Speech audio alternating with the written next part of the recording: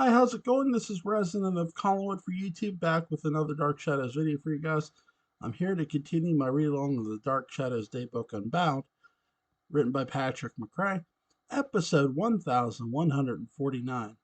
Barnabas is none too pleased when he discovers that Roxanne has put Trask under her vampiric spell.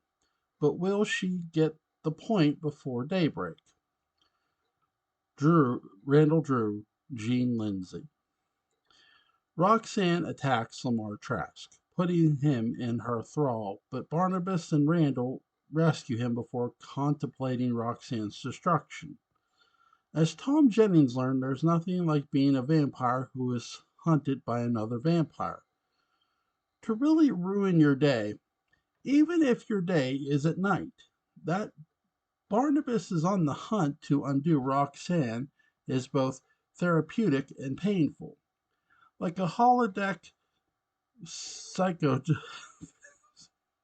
psychodrama, symbolically so, Roxanne is the result of his actions of the past and the present. The act of discovering and hunting her is an exorcism as much as anything. She actually is the Josette who rose as a vampire, and yet another failed love interest, doomed more bad luck and being in the wrong place at the wrong time than by conscious action. Of course, the fact that she gets to give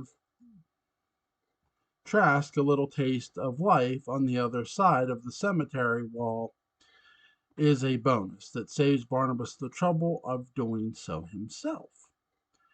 And of course, the situation is made further therapeutic by the fact that he simply gets to set up her death and leave it to Randall. So his hands stay relatively clean.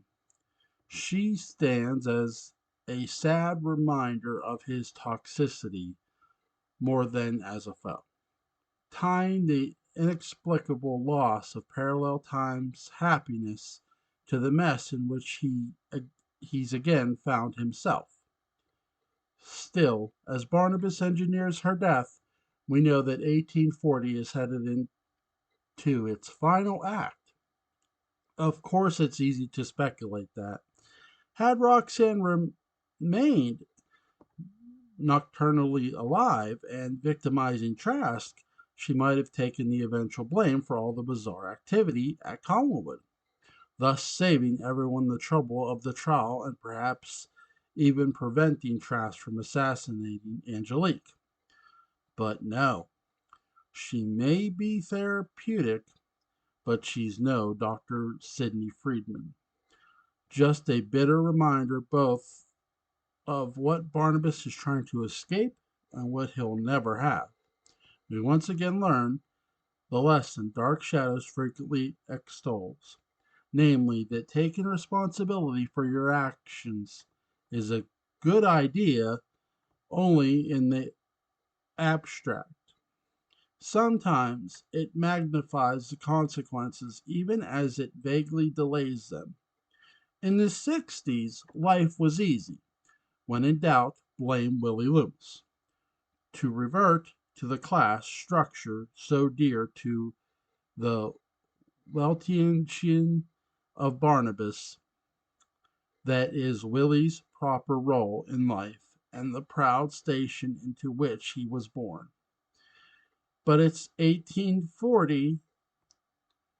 In his absence, I guess he could blame Lazlo, but that Fez brands him as even more unethical than Aristide. Gene Lindsay is headed towards his final performance as his appearance as Randall Drew is one of the show's most curious anomalies on a strange checklist. An important character with virtual ties to other characters, leading man appeal, and the stalwart Dan Curtis look, giving him copious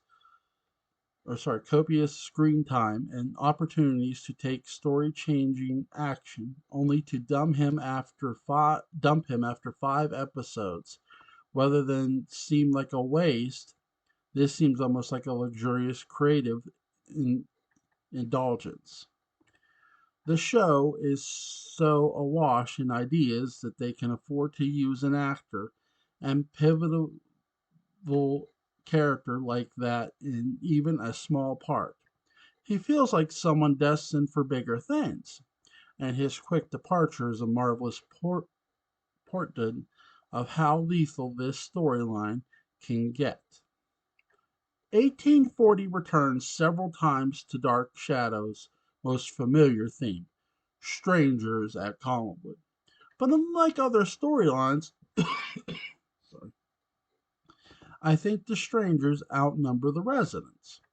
They all create a sense that Collinwood exists in a context of a larger world. And the benevolent, bland Randall Drew is the storyline's best attempt to suggest that not every visitor to Collinwood is a vampire, alluring witch, or severed head in a box. There are normal people out there too, and they serve as a pleasant reminder of the peaceful life for which our characters strive. It may be boring, but as fans of Star Trek, the motion picture will tell you sometimes boring can be nice. This episode was broadcast November 20th, 1970. Episode 1165.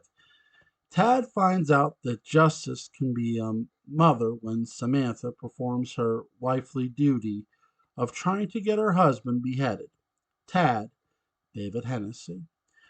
Even though the county prosecutor quits his job over the inanity of Quentin's trial, the figures of official justice insist it goes forward anyway. When he's replaced by someone played by Humphrey Allen Alstrado, Quentin knows it will not go well. Meanwhile, although Tad begs his mother to testify on Quentin's behalf, she instead takes a stand against him. Quentin responds by sitting around and pretending not to notice how handsome everyone thinks he is. It's David Hennessy's last day on the program. It's a sad graduation. It's a quiet graduation. It's the kind of graduation that means a lot more to the adults than to the people actually going through it. Like all graduations, I guess. It's hard to tell whether or not they intended this to be his last appearance. He was at an awkward age for the program. You couldn't get away with any of the juvenile plots of him doing something out of naivety. Yes, he could be turned into a delinquent, but that's a move the show might not be ready for.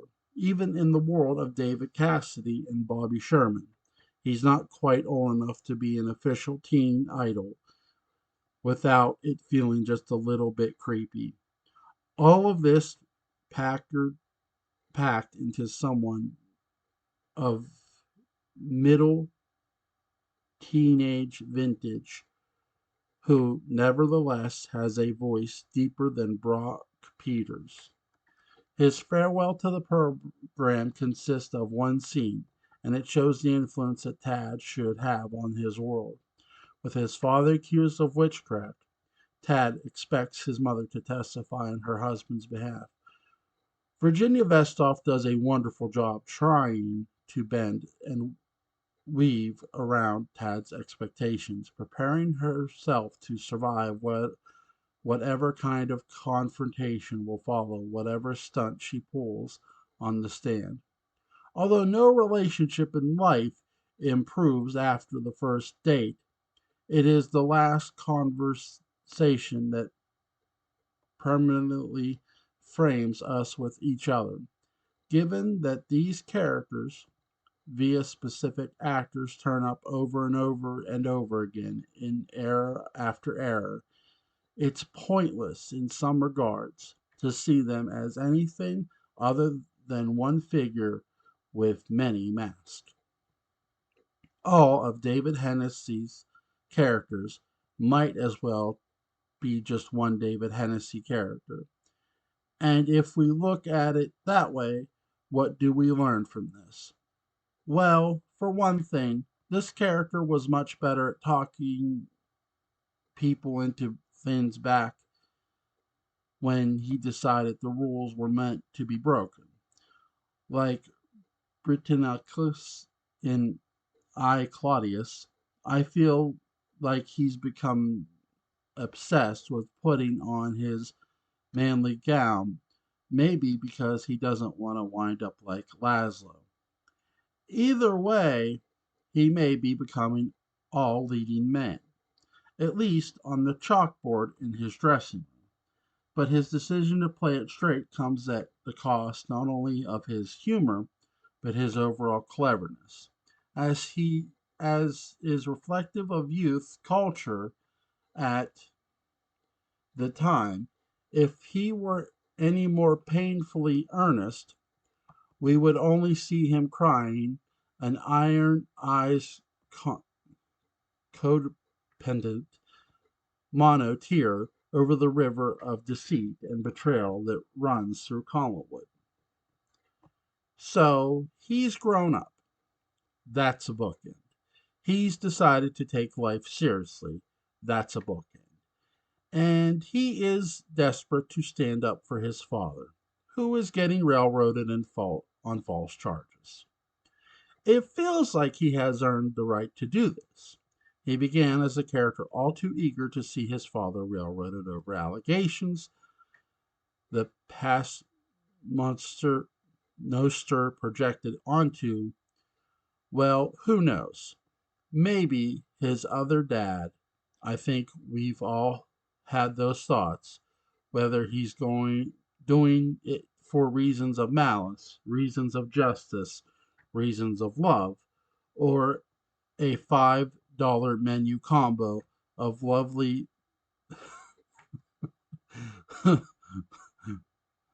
Malicose justice.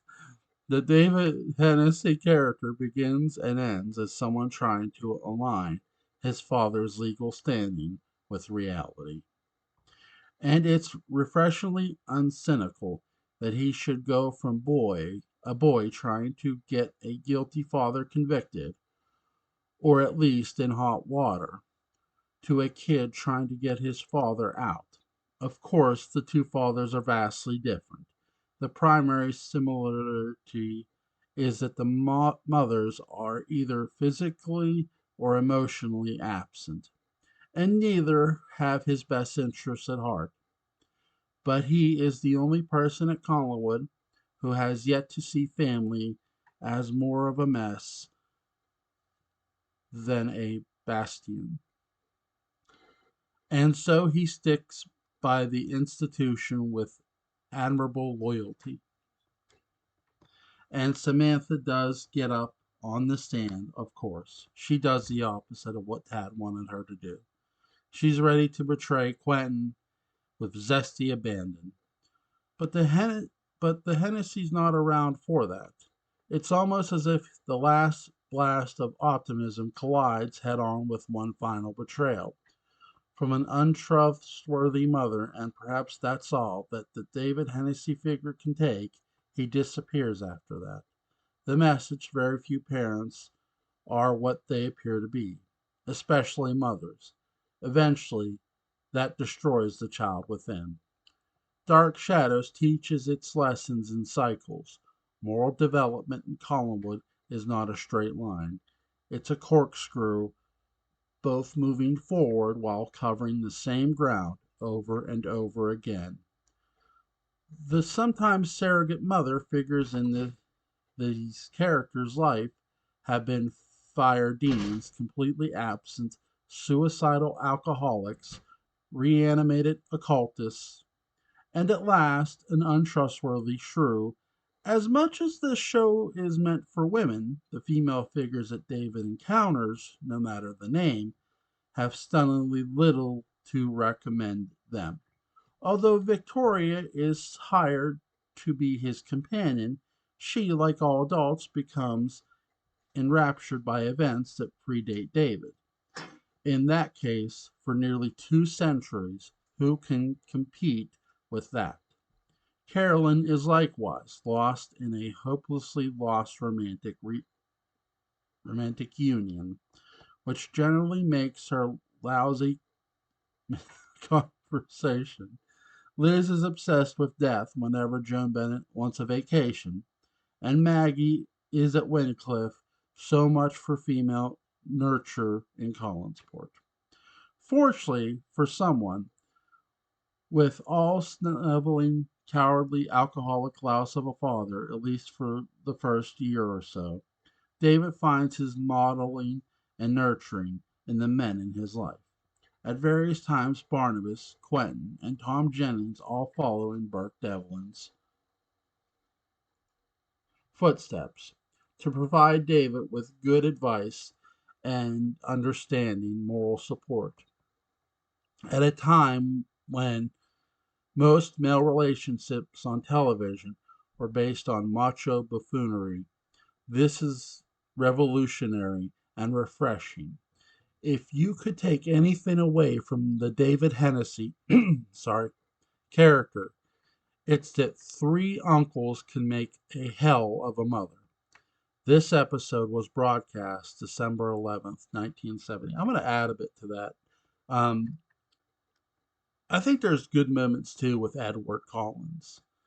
Uh, Again, that character is really underrated too as a father figure. You can see he actually cares for the children.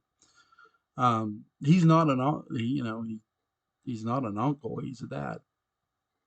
But there again, Barnabas, Quentin, Tom Jennings. I would say Chris Jennings a bit too, even though he's a werewolf. he, he there's times he does and doesn't want to be a part of. He doesn't want to hurt Amy. Episode 1169. Or sorry, Christian. Yeah, Christian. I said that right. When sorry.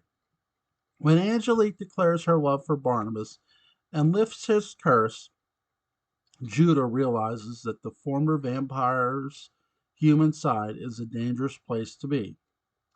Judah Zachary, James Storm. Barnabas interrupts Gerard's daytime quest for his coffin by appearing quite human, having been made so by a contrite Angelique. Meanwhile, as Angelique reveals her history as Miranda Duval, Gabriel is haunted by the ghost of his murdered father and attempts to kill Gerard. Everything has to grow up.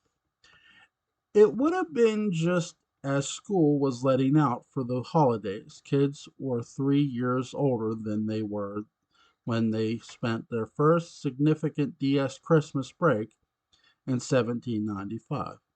I know that the show wasn't expressly aimed at them, but, well, it was. Anyway, Sam Hall was the father of a 12-year-old boy, and thus was not only aware of their evolving sensibilities, but of their schedules as well. School was letting out. Although kids were home all the time, they also had more things bidding for that time. The show would kick it up accordingly. 1795 existed to show the naughty nature, uh, nutty, I think, or no, naughty, nature of pursuing passions industry. It's appropriately two-dimensional for kids first learning about the basics of new love, infidelity, and the occult.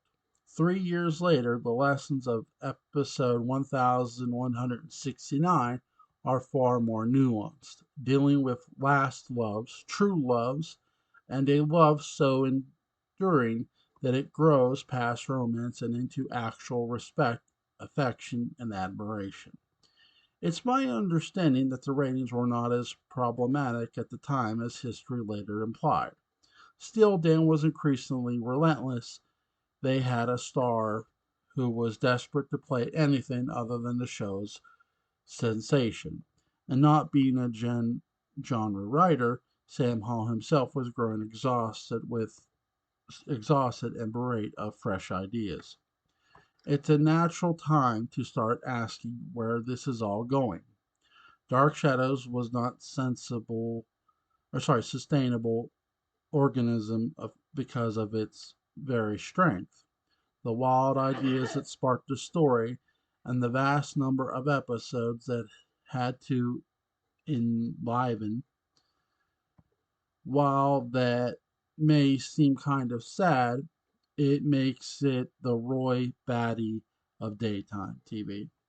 Finding a life with shape and meaning because of its limited lifespan. Other soaps may have memorable lines and characters, but are they a memorable story? It's impossible. But as unwieldy as Dark Shadows seems to be, there is a story within it. Like the Garden of Earthly Delights, it may be a massively complicated and surreal mess, but there's a frame, and if we step back far enough, it's all there to be seen at once. 1168 makes us accurately aware of that. As a piece of dramatic structure, it suffers from the endemic curse of its medium. The most vital moments are in the first acts. Why? Today's first act is actually the resolution of yesterday's climax. So often with Dark Shadows, the episode begins with yesterday's crescendo. But unlike the countless other entries in the saga, it does more than pad the running time until setting up the next episode's big beginning. Hall is cleaning house, taking chances, unwrapping surprises, and seemingly hanging out with dear friends he knows are going away. So, if they are going away, what can he do for them? How can he thank them? You know, them being not only the characters but the actors who were his inevitable collaborators. Let's start with James Storm, who has the opportunity to delve even deeper into the character of Judah Zachary. Zachary, at this point, is so close to victory that he doesn't seem to care. Storm has enjoyed one of the show's rarest delights as he subverts one deceitful character for another entirely different deceitful character, but never really taking the spotlight as he should.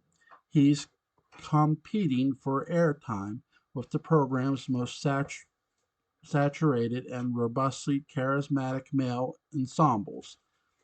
Given that he's practically Elvis and the field of near metadrama is his 68 comeback special, how many layers we have Sam Hall writing for James Storm, playing Judah Zachary, possessing Ivan Miller, pretending to be Gerard Stiles.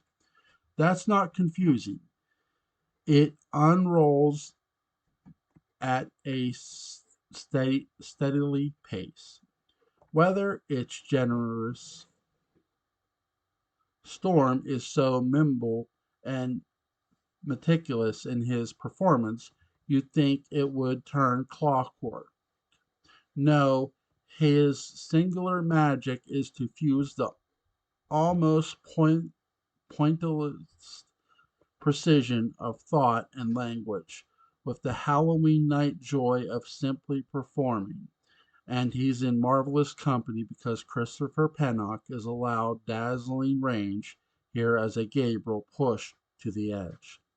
Planning, calculating, and swearing vengeance, he's a murderer trying to shift the blame onto Gerard. And from a certain point of view, he's correct.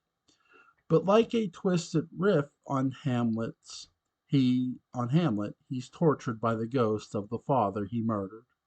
And this spectral patriarch may not be um, omniscient, he's still there to take it out on only on Gabriel. And you would think that in death he would see the puppet strings of both Gerard and Judah, at the very least spreading the blame.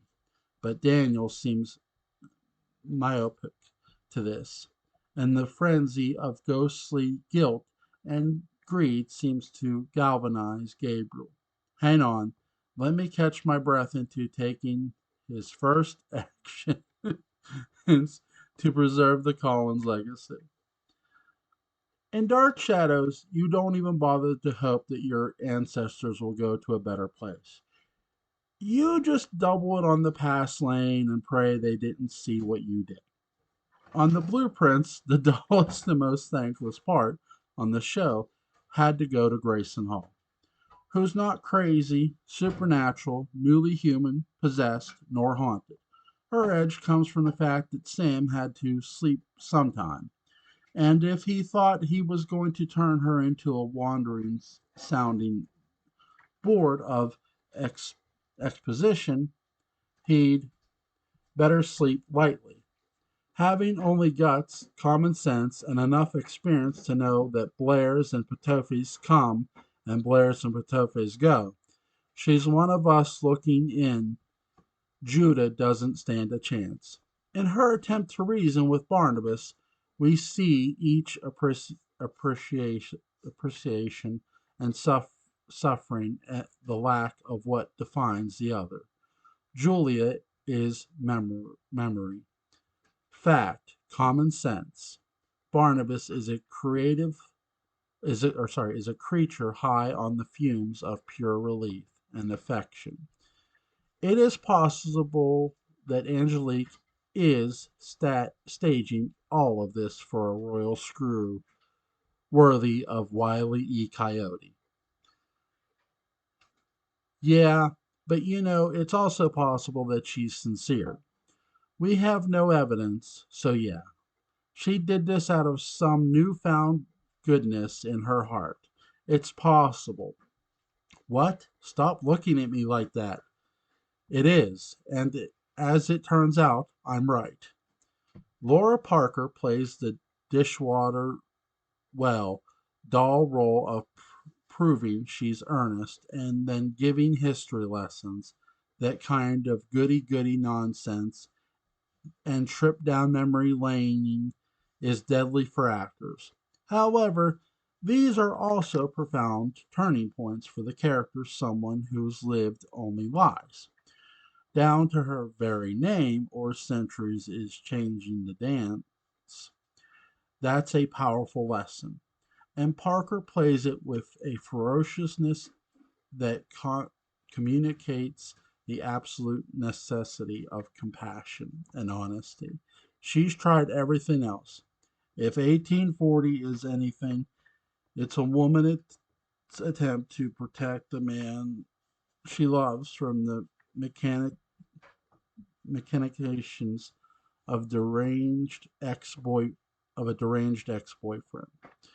From the implications she drops about Judah, it's clear he was a love of her past. How different it was from Barnabas, and perhaps that's the point. And this positions our craggy hand reigning hero to have moments in the sun at last. Again, we see him through the eyes of Julie and Angelique as everyone tries to reconcile that. Yes, we have the capacity for change, even the worst of us. Jonathan Frid, a man who 3 years prior was damnably uneasy playing youthful innocence, now portrays the same man with ease. It's an innocence that's organic.